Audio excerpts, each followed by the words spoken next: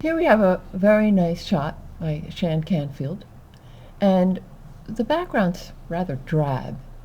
So we'd like to place this picture on a different background, put some nice clouds behind it.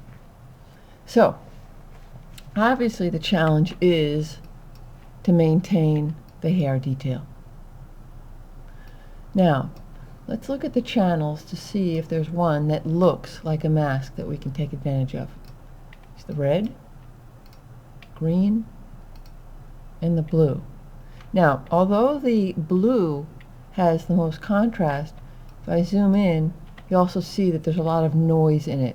And noise is always going to interfere with separating that fine detail. Let me go back to the green channel. It's the cleanest.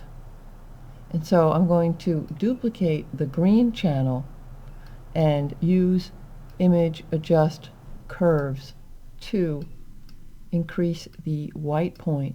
I'm going to be careful, I don't want to lose too much of that detail, and increase the density on the dark areas just a little bit. Give myself a little something to start working with.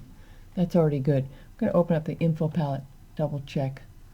I can go a little bit whiter on the white point. Good. Now I need to fill her completely with black, so I'm going to take the lasso tool, make sure there's no feather involved. Let's circle just along the inside.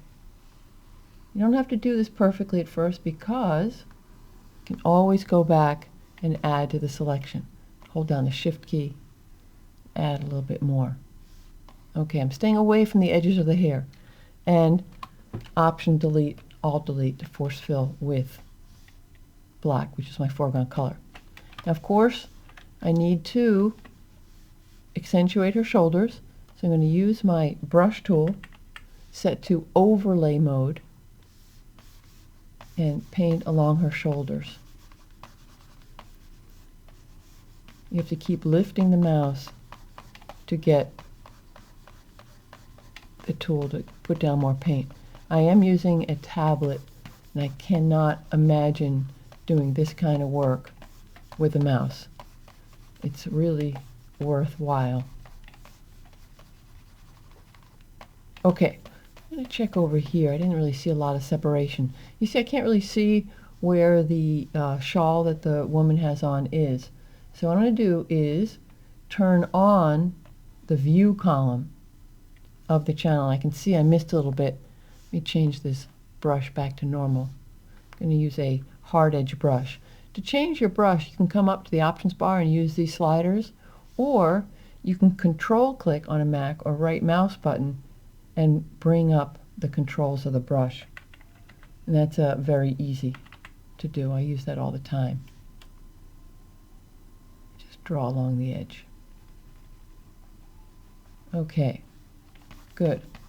Now, we have to, obviously this transition is no good, so I'm going to get a large soft brush and build up the transition between the hair and the woman.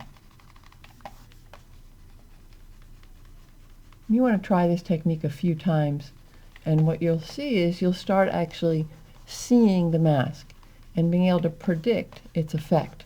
Now strengthen the density. I'm going to use the burn tool set to shadows, darken that hair down, and that will give the mask better hold to maintain all that hair detail. Okay, now I don't try to get every single hair because that will drive you nuts. Okay, so there's the mask. I've made it, and what I'm going to do is come over to my layers palette and double click, and I've named that. Now let's load the channel mask. Select load selection, green copy, click OK, and click on the layer mask button. Of course, doesn't matter, image adjust invert, and now she's sitting on transparency. Okay, let's zoom in. You can see all the hair and the transparency through that. That's good. So I'm going to add a new layer. Nice little tip, whenever you click on the layer mask button, the layer jumps on top.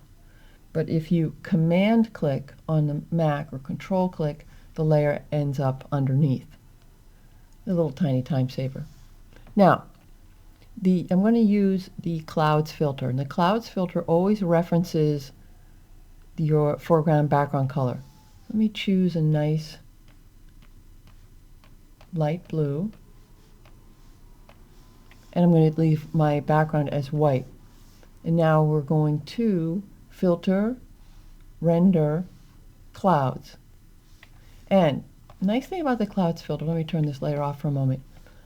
Once you've run the filter once, you could always come up and play it again, or notice the command key, Command or Control F.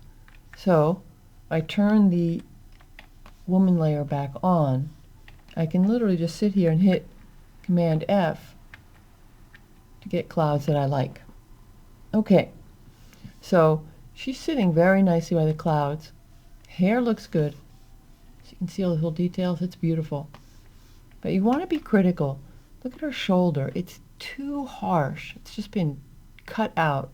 And that's because the overlay brush always adds contrast. So I want to soften just this area of the mask and not affect the hair. So make sure the mask is active. Click on it. You'll notice the mask icon. I'm going to grab the lasso tool. In this instance, I'm going to be selecting the bottom part. I don't want a harsh transition, so I will dial in a feather of 10. And I'm just going to select the lower part of this picture.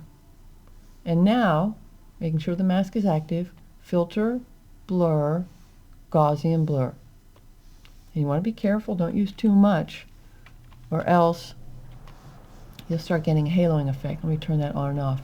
In there, the Gaussian blur of 1, you can see that it's giving me a little transition.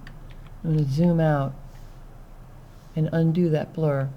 And I can see that very clearly, that little bit of blur gives you a little bit of that transition that's required to make this type of composite believable.